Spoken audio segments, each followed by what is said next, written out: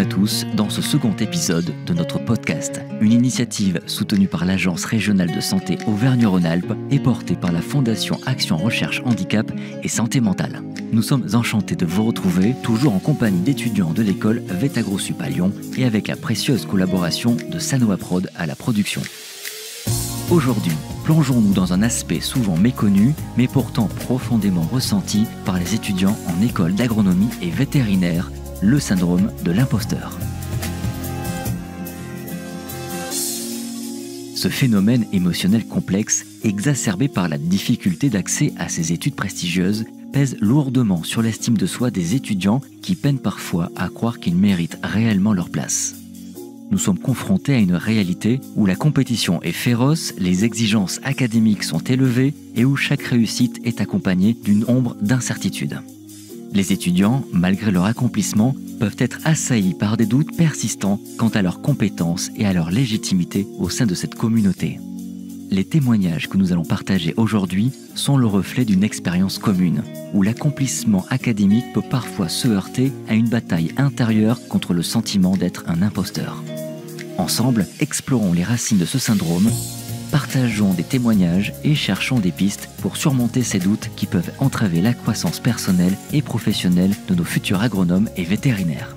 Restez à l'écoute pour une conversation ouverte sur le syndrome de l'imposteur, car il est temps de briser le silence et d'encourager un environnement où la confiance en soi peut fleurir même dans les domaines les plus exigeants.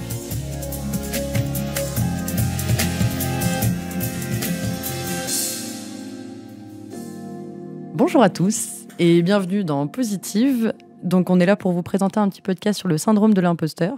Moi c'est Julie Debise, je suis en A4 et donc autour de nous on a 3 magnifiques personnes qui sont venues discuter de ce sujet. Bonjour à toutes et à tous. Moi c'est Hélène Mauconduit et je suis en A2 après une prépa BCPST. Moi c'est Fanny Accard, je suis en A2 aussi et moi je suis rentrée par la voie C donc j'ai fait 2 ans de DUT et une prépa ATS après. Bonjour, moi c'est Elvire Portejoie, je suis aussi en A2 pour changer du tour de table et je suis issue du concours post-bac, donc j'ai fait la A1 l'année dernière. Ok, et du coup, vous personnellement, comment vous avez un peu vécu votre parcours juste avant l'école ? Est-ce que ça s'est bien passé ? Est-ce que la prépa ou le BTS, enfin DUT pardon, ou le post-bac ça s'est bien passé ? Est-ce que c'était déjà un peu compliqué à ce moment-là ou ça allait encore ? Moi, du coup, la A1, c'était forcément un rythme qui n'était pas évident tous les jours, parce qu'on veut faire en sorte que ça ressemble au maximum à une prépa, de manière à ce que ce soit juste pour ceux qui proviennent notamment des autres voies. Moi, j'avoue que c'était pas la meilleure année de ma vie, hein. Très honnêtement, quand j'en parle, je me dis très clairement que je suis contente que ça soit passé, et je suis contente d'être arrivée en A2, et que, j'aimerais pas trop la refaire, même si je sais que j'ai eu de la chance d'être passée par cette voie-là.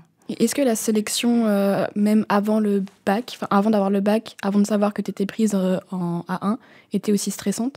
Oui, c'était aussi stressant parce que je sais, en fait, dans tous les cas, je voulais faire veto, donc n'importe quelle voie m'allait en soi, mais dans ma tête, vraiment, j'ai commencé, à partir du moment où j'ai su que je voulais que cette voie existait plutôt, je m'étais vraiment fixée là-dessus, et c'était la A1 absolument, absolument, absolument, et la prépa. Limite, je voyais ça comme un échec. J'ai un peu honte de dire ça, d'aller en prépa, c'est pas du tout un échec, surtout que c'est une super voie pour accéder à veto. Mais du coup, c'est vrai que je me suis mis beaucoup la pression au lycée, moi.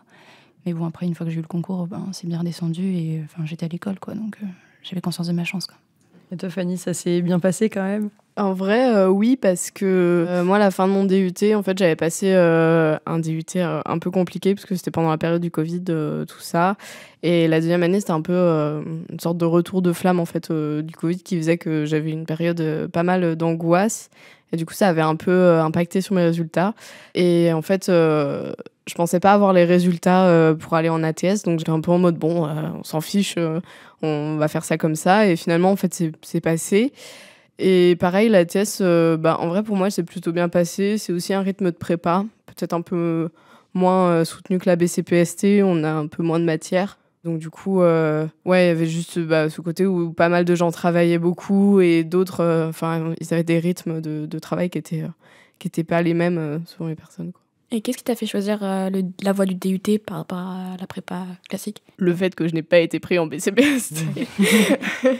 En fait, oui, en fin de terminale, pareil, j'étais en milieu de classe à peu près. Du coup, j'avais postulé à seulement 2 BCPST parce que j'avais pas spécialement envie de quitter trop ma région. Et en fait, les 2 prépas en fait m'avaient pas accepté.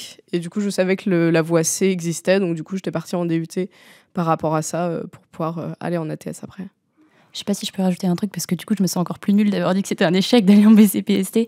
En fait, quand j'ai dit ça, c'est vraiment que c'était plutôt c'était personnel en fait, parce que moi, on parle un peu de sa vie maintenant, mais je suis avec mon copain depuis la terminale et je savais que moi de partir en prépa, lui en plus il fait l'armée à côté. Dans ma tête, concilier BCPST et faire l'armée, c'était absolument voué. Enfin, c'est ça mon échec en fait. C'était absolument pas d'aller faire une prépa. C'était vraiment personnel. Enfin voilà. C'était de casser son truc personnel. Oui, à côté. voilà.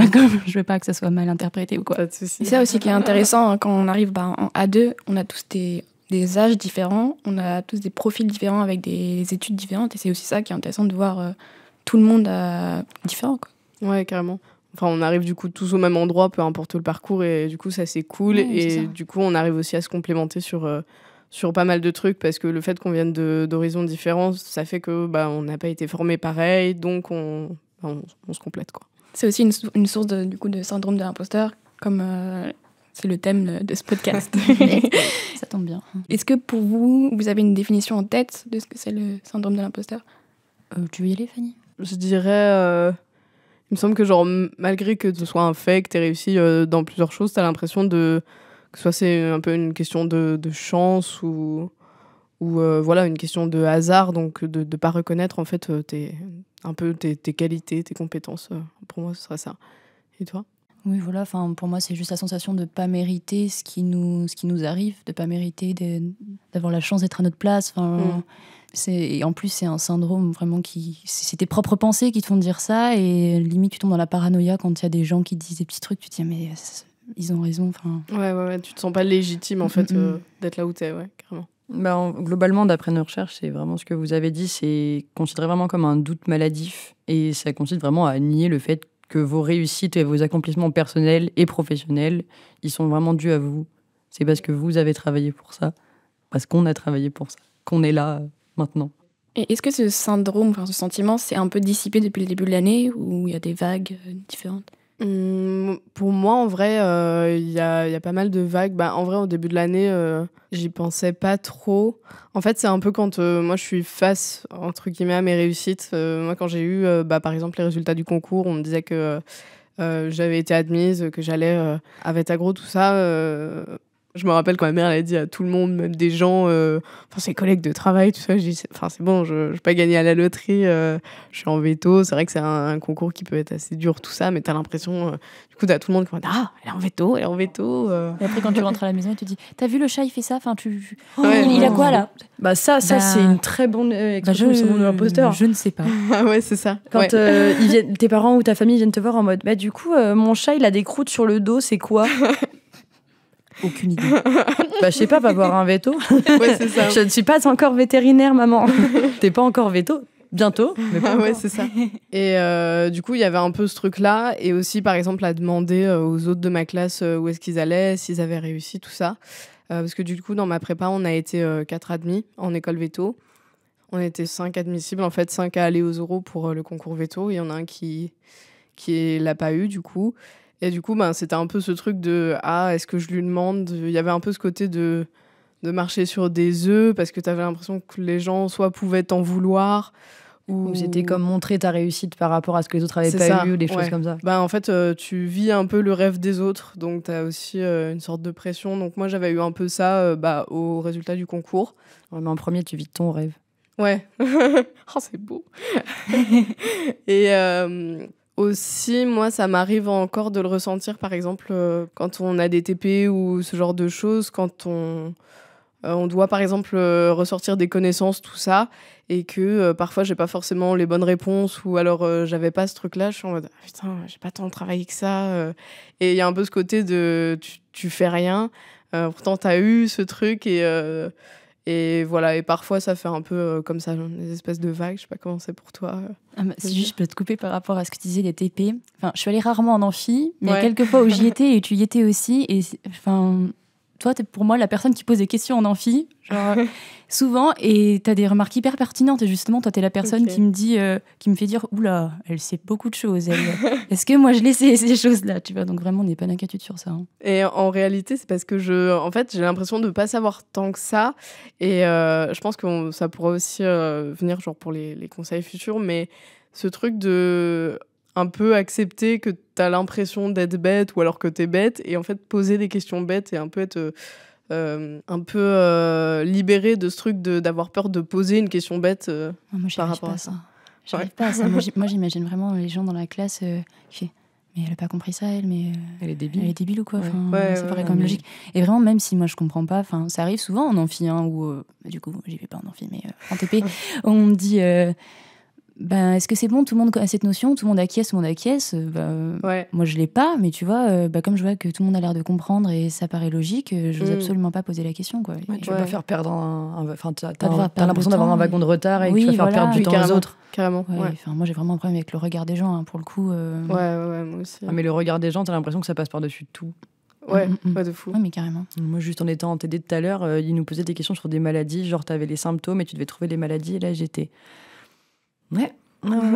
J'avais tous les autres à côté qui trouvaient les réponses et moi j'étais perdue. J'étais alors super. Soit j'ai rien suivi, soit je comprends pas, mais j'ai l'impression d'être nulle et je peux pas poser les questions. Mais juste se comparer aux autres, c'est un peu la pire chose. Oui, carrément. Ouais. Bon, la chose qui renforce le plus le syndrome de l'imposteur, et puis la pire chose pour être OK avec soi-même. Enfin, ça pourrit un peu de l'intérieur. Mais vous arrivez à vous sentir à votre place maintenant que vous y êtes, maintenant que vous avez réussi le plus dur, entre guillemets, parce qu'une fois que vous êtes là, que vous avez passé le concours, globalement, on va dire, c'est pas qu'une formalité, mais vous savez que vous irez au bout. Maintenant que vous êtes là, vous pouvez aller au bout. Il n'y a plus ce passage de la prépa ou du concours ou quelque chose qui peut vous empêcher d'y aller. Vous arrivez à vous sentir légitime d'être ici? Moi, du coup, ça dépend vachement. Par exemple, moi, c'était vraiment par la rentrée de A2, dès qu'on a fait EVAD 21 et même l'accueil, tout le monde se demandait d'où est-ce que tu viens, par quelle voie t'es arrivé. Et souvent, c'est vrai que nous, dès qu'on disait, on a fait la A1 ou la A0, comme vous voulez l'appeler, il y avait des regards, ça tiquait un petit peu et tout. Et parfois, même sous le ton de l'humour, on dit c'est toi qui as piqué ma place et tout. En soi, non, j'ai volé la place de personne. Non, tu mérites carrément d'être là. Mais c'est vrai que du coup, même quand c'est des personnes qui pensent te le dire en rigolant, quand ça fait plusieurs personnes qui te le disent en rigolant, au bout d'un moment, tu te dis ah mince, ça se trouve, j'ai vraiment volé la place de quelqu'un en prépa qui était hyper performant. Et moi, comme j'ai pas eu le concours sur des épreuves qui étaient vraiment similaires, on a été sélectionnés avec des capacités différentes peut-être, et peut-être que justement on mérite pas ce pourquoi on a été sélectionnés, quoi. C'est arrivé régulièrement. On avait eu des témoignages de personnes qui avaient fait A1 et qui se recevaient pas mal de commentaires négatifs, souvent sur le ton de l'humour. Mais un commentaire négatif sur le ton de l'humour, ça va. C'est plusieurs, quoi. 50, ça va moins. Donc c'est pas gérable et c'est pas normal de devoir recevoir des commentaires négatifs juste parce qu'on a fait une filière en particulier. Ça marche pour plein de filières. On sait qu'il y a des gens qui ont fait par exemple la licence qui se sentent assez, pareil, illégitimes d'être là parce qu'ils ont fait un parcours complètement différent. Mais ça va, t'arrives un peu à passer au-dessus des critiques ou des choses comme ça maintenant? C'est vrai que du coup, il y en a de moins en moins, là, parce que je pense que les gens ont fini par intégrer qu'il y avait des post-bac dans la promo maintenant et qu'on était tous au même endroit, au même moment, qu'au final, il n'y a plus besoin d'avoir de la haine contre des personnes de ta promo, parce que justement, on est tous en école vétérinaire maintenant, donc faut bien l'accepter. Donc maintenant, ça va mieux, c'est sûr. Mais oui, c'était vraiment, vraiment pendant le début de l'année, là, même pendant la semaine d'accueil, qui est censée justement être une super semaine. Je me souviens d'une journée où on était dans un petit groupe et à un moment donné où, je sais pas, je fais une remarque sur le fait que j'ai fait A1 et c'était l'ancienne qui gérait le groupe ce jour-là qui m'a clairement dit « Non mais les A1, arrêtez un petit peu maintenant, on en a marre de vous entendre vous plaindre et tout ». Bon voilà, et puis du coup, ça fait un peu une émulsion et il y a tous ceux qui étaient dans le groupe qui ont commencé à faire « Ah ouais, non mais arrêtez un peu les 1 et tout ». Et puis moi, je me suis sentie hyper mal quand j'étais « Ok, alors du coup, je vais me taire, tant pis ». Et puis en plus, comme j'ai un peu le défaut d'être hyper émotive, à chaque fois que je suis contrariée, j'ai les larmes qui montent et tout, donc là, j'étais vraiment mal. Et Oui, bon. alors que c'est censé être un bon moment. Oui, voilà, donc c'est vrai que c'est un petit point de l'accueil que j'ai pas trop kiffé. Et est-ce que tu as pu en discuter avec d'autres A1 à n'importe quel moment où vous êtes... Oui, on en a discuté. Et puis, c'est vrai que du coup, on a un peu tendance à être toujours dans les mêmes petits groupes. Enfin, moi, je vois, malheureusement, mes potes... malheureusement, non, mes potes actuels, ce sont la plupart des potes que j'avais en A1 l'année dernière. Parce qu'en fait, justement, au début de l'année, moi, je me suis pas sentie vraiment intégrée vers les autres voies, en fait, alors que j'aurais bien aimé, en fait, en soi.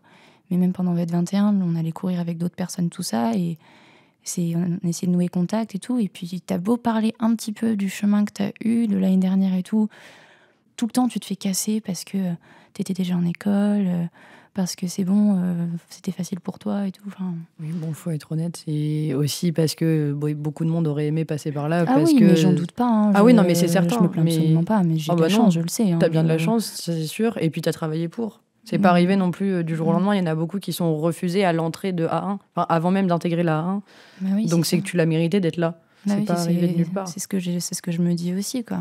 J'ai conscience que c'est une chance, mais j'ai travaillé pour avoir cette chance, en fait. Donc, oui. Juste mettre tout le monde sur le même pied d'égalité. Ouais, c'est ça. C'est juste ça. Une fois qu'on est arrivé là, pas dénigrer les autres. Ouais, carrément. Une fois qu'on est arrivé là, on est tous au même niveau et on a tous des choses à s'apporter les uns les autres. Parce qu'il y en a qui sont plus forts dans une partie, d'autres plus forts dans l'autre. Oui, carrément. Ceux qui ont fait des BTS, des DUT, ils sont plus forts en pratique que les autres. Ceux qui ont fait prépa, ils ont une réflexion différente. Ceux qui ont fait licence, encore différent. Ouais, ils réfléchissent, ils travaillent différemment, ils apportent toujours des choses en plus. Et c'est comme ça qu'on fait des bons vétos ou des bons n'importe quel métier. Ouais. C'est juste en essayant de prendre ce que chacun a de positif. T'as aussi fait une prépa, toi ? Ouais, moi j'ai fait prépa à TB, donc c'est globalement comme BCPST, juste pas le même bac. En prépa, ça allait, mais ouais, j'avais pas mal de stress et d'angoisse, déjà par le fait que j'avais redoublé, et parce que du coup, il me restait qu'une seule chance, et par le fait de... Enfin, dans ma prépa, en gros, il y a 11 places en France pour veto, toute école comprise. C'est-à-dire qu'on on est 3 par école, c'est pas beaucoup. Mais du coup, du coup, moi, quand je suis arrivée, j'étais en mode, bah ouais, mais du coup, il y en a plein qui étaient bons et qui n'ont pas eu. Et du coup, vraiment, j'étais en mode, pourquoi qu'est-ce que je fous là? Encore plus, une fois qu'on avait commencé les cours, j'étais en mode, allez, je ne comprends rien, sauf une matière, parce que je l'ai déjà vu les années d'avant, mais sinon, je suis perdue. Est-ce que ça va mieux maintenant ?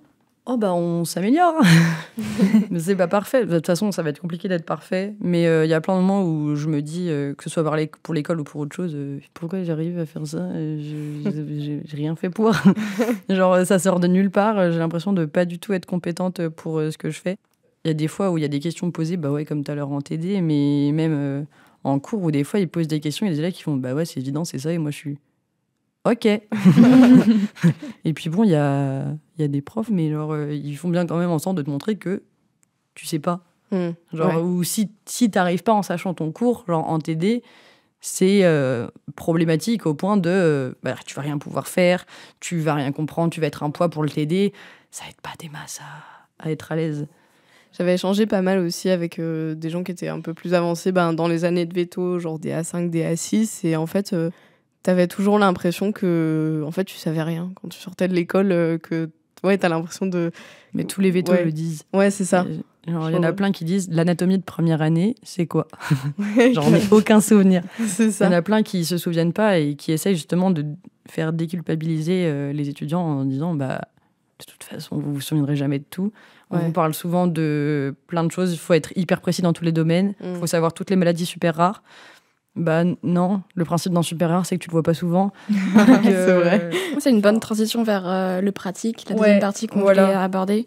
Tout ce côté-là, il ressort en stage, en clinique ou trucs comme ça. Du coup, vous n'avez pas forcément encore commencé les cliniques. Vous avez peut-être déjà fait des stages. Je sais pas si vous en avez fait pendant les vacances. Moi, du coup, j'en ai fait des petits stages de genre 3 jours en canine.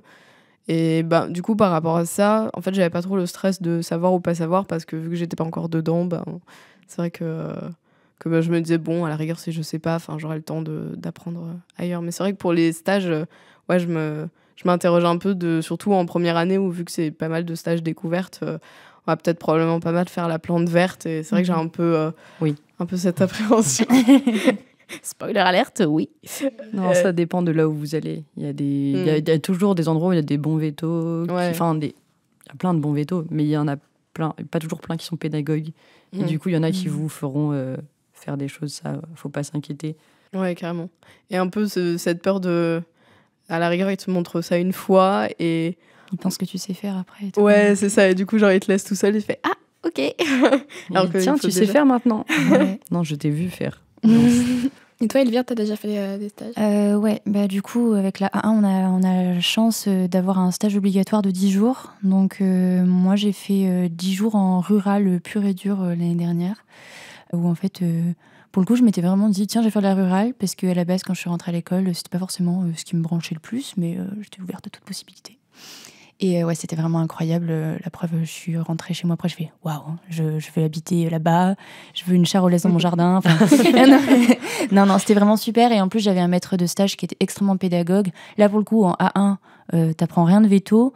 Et il me faisait faire directement des prises de sang sur des vaches. Il me faisait faire de la fouille. Et après, il y avait sa femme qui travaillait aussi en canine. Donc, il m'a parfois envoyé chez sa femme. Et elle m'a fait faire des détartrages sur des chats et tout. Enfin, là, pour le coup, c'était vraiment cool. Et là, cet été, j'ai travaillé 1 mois en tant qu'ASV dans une clinique canine de référé, en plus, pour le coup. Bon, là, du coup, pour le coup, j'ai vraiment appris sur le tas. Et justement, par rapport à ce que tu disais, tiens, t'as vu une fois, tu sais faire. Ouais. Bah, c'était limite, t'as pas vu, mais tu sais faire. Mais, donc, voilà, surtout quand t'as un peu la vie d'animaux amputés dans les mains. C'est pas moi qui ampute, hein, mais c'est moi qui fais la C. Donc, Ok. voilà. Non, c'était hyper enrichissant d'avoir fait ce job. Mais c'est vrai que du coup... quand je me retrouvais avec un chenil plein, une nacrie pleine et une chatterie pleine et qu'il fallait faire les soins de tout le monde avant 11h, par exemple, j'étais là, oula, alors faut aller vite, mais comme je connais pas tout et je connais même pas toutes les molécules que j'administre, faut pas que je fasse n'importe quoi. Ouais. Et ça va, tu t'arrivais à te sentir quand même à l'aise à force, te sentir un peu ok de faire ce taf, ou même ton stage, t'arrivais à bien gérer le truc? Alors pendant le stage, du coup, mois de février l'année dernière en rural, ça allait vachement bien parce que le veto était tout le temps avec moi. Donc c'était... il voyait que voilà, il me montrait d'abord, il me tenait la vache si elle était un peu trop vive, quoi. Et puis là, pour le coup, j'étais vraiment à l'aise. Pour mon job de cet été, j'avais fait en sorte, juste après la fin de l'année scolaire, de faire quand même un stage 1 semaine chez eux, histoire de ne pas arriver et d'être directement le boulet qu'on paye. Donc j'avais suivi pendant 1 semaine d'autres ASV pour voir un peu tous les postes où j'étais susceptible d'être. Et franchement, ça a été extrêmement bénéfique, quoi, parce que on se rend compte qu'en fait, un vétérinaire sans ASV... c'est rien du tout. Hein. Oui, carrément. Et que les ASV, elles savent un nombre de choses folles, en fait, quoi. Donc, j'étais à l'aise au bout de un petit moment, quand même, après. Mais, Et est-ce que tes stages, à toi, t'ont donné plus confiance en toi à la rentrée ou même dans ta volonté de devenir veto? Disons qu'à chaque fois que je fais un stage, ça me conforte dans l'idée que c'est vraiment ça que je veux faire. Enfin, pour moi, je vois vraiment les stages comme un coup de boost, en fait. Ouais. Pareil, là, j'en ai fait un pendant les vacances de Noël. Et je savais que j'avais un peu commencé mes révisions de partiel. C'était un peu redondant, j'en avais marre, mon Dieu, qu'est-ce que je fais? Mais juste après d'avoir fait le stage, j'ai fait ah oui, si, c'est quand même intéressant d'apprendre la biochimie. Ouais, c'est vrai. Alors, je vais m'y mettre. Donc, tu l'as fait en quoi la semaine dernière? En canine Okay. encore, dans une clinique à côté de chez moi. Là, pour le coup, comme je suis en première année et que je suis pas censée faire grand-chose, c'est vrai que là, pour le coup, j'ai vraiment fait le ficus, la plante verte. Mais après, c'est logique, hein, c'est marqué sur la convention que c'est un stage d'observation. Est-ce que tu as demandé en fait au veto de réaliser certains actes quand tu faisais pas mal de choses dans tes stages avant en fait le stage que tu as fait? Tu parles du stage que j'ai fait la semaine dernière où j'étais frustrée ou globalement dans tous mes stages? Non, dans les stages d'avant, celui de la semaine dernière. Ah non, en fait, vraiment, il m'a fait faire directement, en fait. Ok. Par exemple, la première fois, je lui ai fait la prophylaxie. Ok, il fait, bon, la prochaine, c'est toi qui fais. Oui. Pas de souci, allez. C'est super lourd, une queue de vache. Du coup, j'ai appris ça. C'est si lourd. Elle contracte et tout, ça se tord. Ouais. Tout ça pour dire que non, c'est lui d'instinct qui m'a fait faire. Trop bien. Et donc c'est ça, oui, je trouve que c'est encore plus cool dès que ça va dans ce sens-là. Parce que par exemple, dans mon stage la semaine dernière, justement, j'ai dû un peu lui demander, genre, est-ce que je peux t'aider? Stage, je sais faire. Si tu veux, je peux le faire. Va pas déranger l'ASV qui est en train de faire une autre tâche, alors que je peux me rendre utile, quoi. Ils arrivaient à te laisser faire? Ah oui, au bout d'un moment, en fait, il a vite compris. Il a fait, ah, mais en fait, tu sais bien faire. T'as vu, je sais faire des choses. Personnellement, en vrai, il y a pas mal de stages que j'ai bien vécu, mais il y en a certains où vraiment c'était... les moments où je discutais pas avec les vétos, où c'était vraiment en mode, mais du coup, mes connaissances, je sais pas les appliquer, j'ai l'impression d'avoir aucune connaissance. Et ça m'a un peu, à certains moments, renforcé le syndrome de l'imposteur, parce que j'étais en mode, j'adore ce métier, je veux faire ça, mais je suis pas compétente pour. Et puis, j'osais pas demander aux vétos, genre, de pratiquer. Genre, j'osais pas dire, du coup, je peux essayer la prise de sang la prochaine fois. C'était un peu pas évident pour ça. Et est-ce que tu penses que le cursus pourrait être amélioré? Parce que nous, en tant que première année, on peut pas trop dire dessus. Je pense que déjà, faudrait mettre plus de stages, honnêtement. Parce qu'on fait genre première, deuxième et troisième année, 20 jours de stage, ça fait 4 semaines. Je pense que j'ai pas vu beaucoup de cursus en études supérieures où il y a que 4 semaines de stage par an. C'est vrai. Genre, c'est des cursus qui ont rien à voir, mais même les écoles de commerce, ils ont des semaines et des semaines de stage, voire des mois de stage. Enfin, les licences, une fois que tu dépasses un peu les licences, t'as pas mal de stages. Enfin, on a fait des années de prépa avant, où là, forcément, on pouvait pas mettre des stages. Enfin, de prépa, d'ATS, de licence, tout ça. On pouvait pas forcément en mettre là. Mais je trouve qu'on en fait peu et qu'il y a beaucoup de... Enfin, si on veut faire plus de stages, il faut les poser sur nos vacances. Et du coup, ça peut prendre sur le temps de révision. Et du coup, on se sent encore... Enfin, ça fait un peu un cercle vicieux. Après, je suis d'accord qu'il faut caler tous les cours. Parce qu'il y a un programme à respecter pour qu'on ait un minimum de connaissances. Mais après, en même temps, il y a des programmes à respecter. Et du coup, ça ferait... il faut rajouter une année. Voilà, c'est exactement la discussion que j'avais avec certains, dont des gens de l'administration. Parce que... allonger d'une année, certes, ça rajoute une année de plus, genre c'est fatigant, tout ça. Mais en même temps, ça allège un peu tout. Mais après, c'est un point de vue de réorganisation complète de l'administration et des études vétérinaires, donc c'est pas trop de notre ressort. Oui, c'est sûr qu'après, le déséquilibre entre les premières années où on n'a rien, on n'a pas grand-chose comme pratique, et en A4, A5, où tu fais beaucoup de pratique, surtout la A5, où c'est la pratique, A5, c'est que de la pratique. Où c'est vraiment beaucoup d'heures. D'après ce qu'on entend... c'est quand même un peu disproportionné. Globalement, là, à partir de la A4, donc c'est les cliniques le matin, 2 semaines sur 4. Et on change à peu près toutes les semaines de service. Et en A5, là, c'est toute la journée. Et en fait, aussi, ce qui est assez stressant, parce que j'ai eu pas mal de témoignages de A5, en fait, en 4e année, enfin en A4, on fait pas grand-chose. On est vraiment des plantes vertes en clinique. Alors, de temps en temps, on peut tenir un chat. Mais en fait, en A5, c'est toi qui gères les consultes. Donc, c'est-à-dire que là, tu passes de rien faire à tout faire. D'accord. Donc, l'angoisse de l'arrivée fait « Ah, panique, panique ». Mais du coup, il y a eu pas mal de A5 qui avaient exprimé un peu que le syndrome de l'imposteur ne partait pas avec les années. Enfin, partait un peu, mais il y avait une partie différente qui revenait. Parce que du coup, il passait de devoir rien faire, enfin, de rien pouvoir faire à tout devoir faire. Enfin, il y a toujours les A6, les internes, même les A4, ils peuvent quand même aider, ils sont pas là non plus pour faire plantes vertes non plus. S'il y a besoin et s'ils peuvent, ils aident, bien entendu. Mais que ça fait une grosse source de stress parce que faut savoir gérer une consulte, faut savoir gérer certains cas qui sont pas évidents. Il y a les praticiens hospitaliers, il y a plein de monde quand même à côté, mais du coup, ça fait quand même beaucoup de travail pour les étudiants, mais surtout le switch entre A4 et A5 qui est assez violent quand même. Il y a beaucoup de A5 qui sont un peu stressés par ça. Et puis après, en A6, donc, c'est la spécialisation. Donc c'est pareil, c'est compliqué. Et puis on avait eu des témoignages de gens qui disaient, comme ça, ils passaient de plus en plus de temps en clinique, soit à l'école, soit à l'extérieur s'ils sont en tutoré ou en stage. Et que là, c'est là où ils commencent à vraiment réaliser qu'ils ont des connaissances et qu'ils peuvent faire des choses. Et il y en a qui arrivent un peu de plus en plus à combattre ce syndrome de l'imposteur. Il faut quasiment attendre de commencer à bosser pour que certains ils se sentent à l'aise. Et je trouve ça un peu limite quand même. Enfin, ça fait quand même au moins 5 ans avant de se sentir vraiment à l'aise pour pratiquer. Sachant qu'on peut vraiment pratiquer depuis...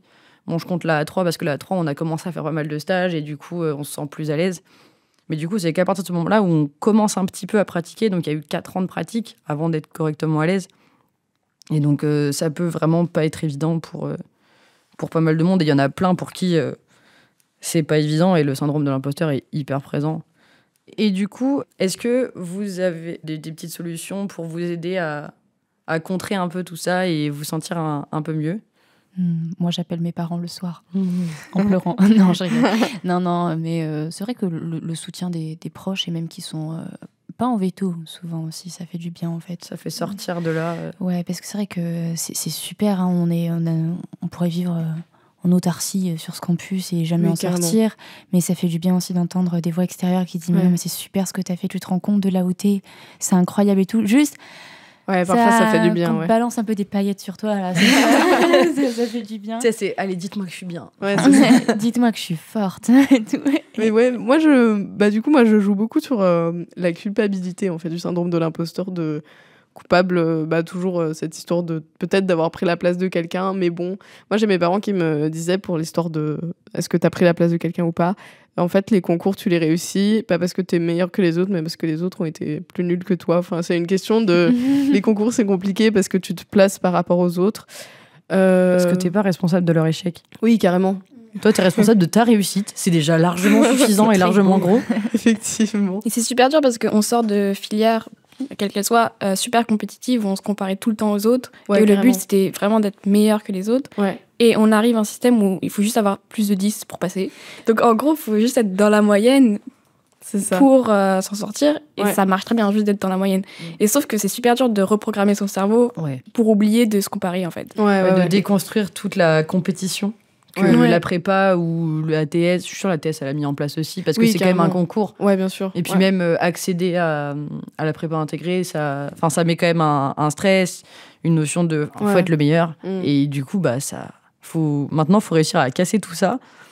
Quand ça fait beaucoup d'années, c'est pas facile. Pour le coup aussi, moi par rapport à ça, c'est que maintenant j'essaye de pas forcément voir les gens comme ah putain, ok, peut-être que lui il aurait pu prendre ma place ou il pourra prendre ma place, mais plutôt ce truc de ok, lui il est fort et en fait finalement c'est intéressant d'échanger avec lui par rapport à ça, par rapport à des expériences qu'il aurait pu avoir, en fait, genre chacun a un truc à apporter. Moi par exemple, dans mon TD j'ai des personnes où on peut avoir des décalages, par exemple sur certains sujets et aussi des décalages sur certaines connaissances, mais pour autant c'est pas quelqu'un que je vais rejeter si par exemple son avis me plaît pas ou ce genre de choses, juste genre je parle avec lui et je me pose de savoir un peu comment je peux tirer en fait un bénéfice de mon échange avec lui, tout ça. Donc du coup je perçois pas grand monde comme quelqu'un en compétition, mais plutôt des gens, des collègues en fait, de toute façon, parce qu'on sera tous collègues, donc on sera tous confrères consoeurs. voilà. Et du coup ça c'est assez chouette quoi. Et ce qui aide aussi, je trouve, c'est de faire autre chose que veto. Enfin, vu qu'on a beaucoup de clubs sur l'école, déjà il y en a qui sont liés direct sur la VAC, les dispensaires et tout, on pratique déjà un peu, donc ça résout un peu le problème du manque de stage. Et il y a aussi par exemple VetSafe où on fait autre chose un peu lié au monde veto, mais on parle d'autres sujets. Exactement, ou même le théâtre par exemple, comme Tiffany, ou le club ciné, le club BD et tout, où on est entouré de gens, pas parce qu'on a la même passion des animaux de veto, mais parce qu'on a une autre passion, et je trouve que ça ouvre un peu le groupe. Ouais, c'est ça. Ouais. Au final, on est tellement dans cette bulle que limite on les connaît pas tant que ça personnellement, les gens qui nous entourent. Ouais, c'est ça. Ouais. On prend peut-être pas le temps de faire et toi tu viens d'où, ils font quoi tes parents, t'as grandi dans quelles conditions, enfin. Ça, c'est... Et du coup ça je pense ça peut aussi améliorer l'intégration, peut-être effectivement pour les A0. Donc ça c'est cool connaître la personne justement autre que par ses compétences, tout ça. Et aussi en termes de connaissances aussi, toujours sur le fait de la culpabilité. Moi, j'ai pas mal expérimenté genre plein de stratégies au cours du semestre en mode ne pas du tout aller en CM, aller à tous les CM, tout ça. Et en fait, j'arrive à un peu trouver un équilibre de des CM que j'essaie de genre classer un peu genre important. Effectivement, je vais y aller, mais parfois il y en a que je classais genre important et en fait, je les écoutais pas du tout parce que j'étais en train de parler avec mon pote à côté ou ce genre de choses. Et à ce moment-là, ce que je fais, c'est que maintenant, j'essaye vraiment genre de m'intéresser au CM, et maintenant en fait à chaque CM où je suis intéressée par ce truc-là, et aussi je pose des questions qui peuvent me paraître d'être des questions bêtes, mais je me dis en vrai tant pis, hein, si je suis l'idiote. Les autres ils auront pas pensé à la poser ou ils auront pas osé la poser, donc non, finalement elle sera bénéfique à tout l'amphi quoi. Ouais, c'est ça. Puis au pire, autant être l'abruti du village. Enfin, on s'en fout un peu. J'arrive vraiment pas. Les gens, j'arrive vraiment pas à me déconnecter comme ça. C'est beau. T'as des petits tips, toi, Hélène? Quand j'ai tendance à me comparer avec les autres, j'essaie toujours de me dire mais non, arrête, ça sert à rien. Et ça peut être au sujet de n'importe quoi, mais dès que la pensée me vient, je me dis non, arrête. Mais c'est un exercice super dur parce que c'est tous les instants et pour tout. Donc il faut juste essayer d'arrêter, quoi. D'arriver à se poser et de faire le point sur ce qui est réellement en train de se passer et ce qui se passe dans ta tête, en fait. C'est ça. Et de se dire, ok, je suis ici, c'est pour une bonne raison, je suis capable de faire ça, ça et ça. Même si tu fais une petite liste de trucs nuls que tu sais faire. Mais je pense que ça aide. Moi, c'est ce que je fais un peu tous les jours. J'ai commencé depuis pas longtemps à écrire pas mal. Genre, déjà, ce que je fais dans mes journées, comme ça, moi, ça me détend. Mais en même temps, j'essaye de le faire de plus en plus. Genre, d'écrire au début, 3 trucs dont je suis fière de moi sur ma journée. Genre, comme ça, je me dis que j'ai fait des trucs positifs. Trop bien. Ok, j'ai pas été productive tout l'après-midi dans mes révisions, mais j'ai réussi à me motiver à aller faire du sport. J'ai réussi quand même à voir un cours en entier correctement. J'ai réussi à faire ça. Et je suis fière de moi pour ça. Et du coup, en vrai, ça travaille pas mal, juste de se le dire. Ou juste de... posez-vous devant votre miroir, vous vous regardez et vous vous dites, je mérite d'être là, je suis intelligente. Enfin, plein de phrases comme ça, il y en a plein sur Internet, vous en trouverez de partout. Ça aide vachement, en fait, juste même de le faire tous les jours. Ça prend 2 minutes, c'est pas très long. Mais juste de se le dire, enfin, comme on se voit en même temps, c'est comme si on parlait à quelqu'un. Et du coup, à force, votre cerveau, il va l'entendre, il va l'intégrer, il va dire, finalement... T'es quelqu'un de bien. Je suis quelqu'un de bien.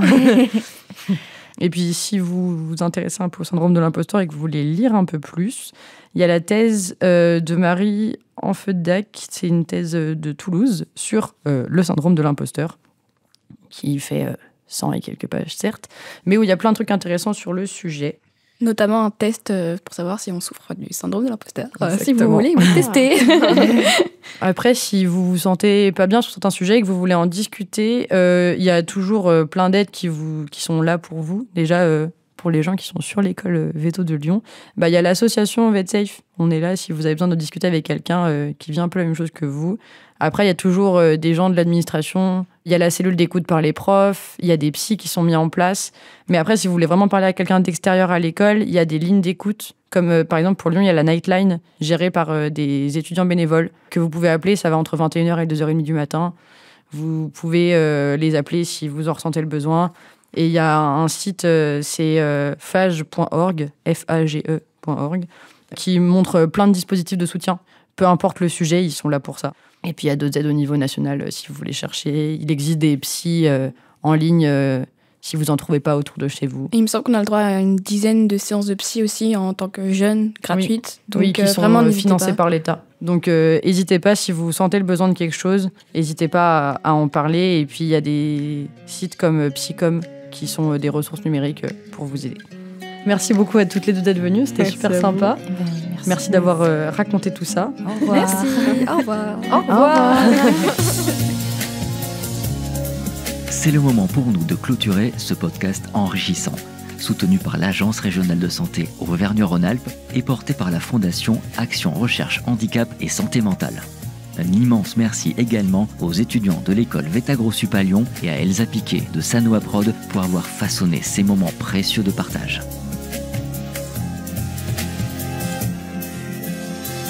Au cours de ces 2 épisodes, nous avons touché du doigt des réalités complexes, des défis qui parfois semblent insurmontables, mais surtout des expériences humaines authentiques. Le poids de la charge mentale et les doutes engendrés par le syndrome de l'imposteur ne sont pas des fardeaux que nos étudiants portent seuls. C'est dans la reconnaissance de ces défis que réside le premier pas vers une communauté plus forte et plus solidaire.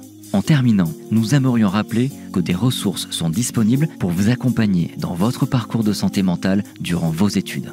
Si vous ou quelqu'un que vous connaissez avez besoin d'écoute, des lignes d'assistance telles que Nightline, Fil Santé Jeune sont là pour vous offrir un soutien bienveillant. De plus, des ressources en ligne telles que Monbot Prévention et Psycom peuvent fournir des informations précieuses sur la santé mentale. Un grand merci à vous tous pour votre écoute attentive.